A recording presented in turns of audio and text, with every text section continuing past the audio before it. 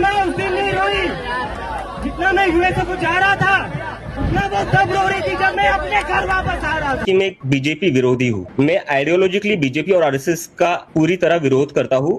आज मैं आपको बताने वाला हूँ कि कोकरोच जनता पार्टी के फर्स्ट प्रोटेस्ट यानी 6 जून को जो प्रोटेस्ट हुआ था उसमें क्या क्या हुआ है और उसकी पूरी जानकारी मैं आपको अभी दूंगा।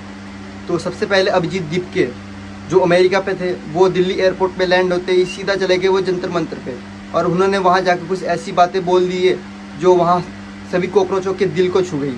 यूएसए के लिए, अमेरिका के लिए निकल रहा था। उस दिन मेरी माँ रो रही थी थोड़ा कि मेरा बेटा जा रहा है, मेरे साथ कौन रहेगा। मैं समझ सकता था वो बात, लेकिन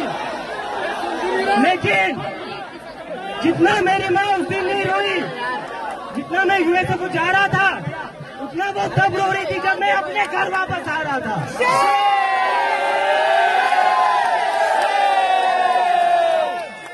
पिछले 2-3 दिन से मेरी माँ और मेरी सिस्टर रो रहे थे कि तू वापस चला जाएगा तो तुझे ये लोग अंदर डाल देंगे।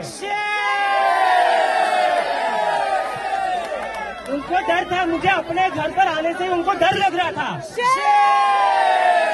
और ये डर मेरी माँ का अकेले का डर नहीं है।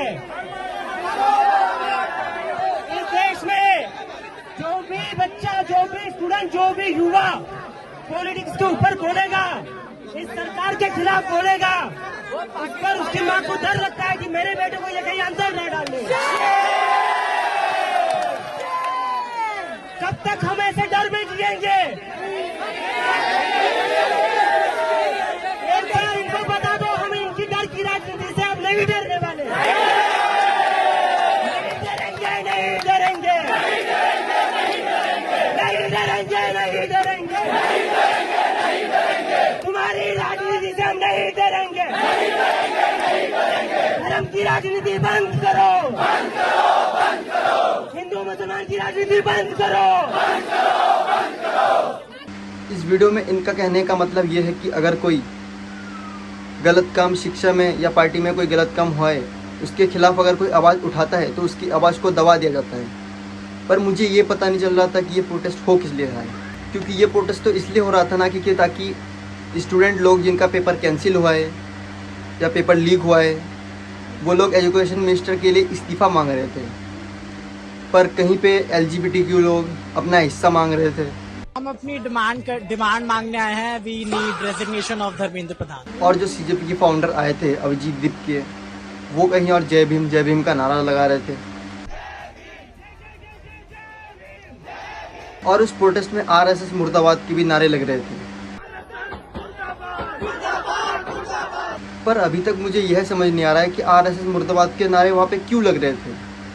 RSS वालों ने इन स्टूडेंट का क्या बिगाड़ा है, इन छात्रों छात्राओं का क्या बिगाड़ा है? क्या इनका हाथ था नीट के पेपर लीक होने में? मुझे तो ऐसा नहीं लगता है।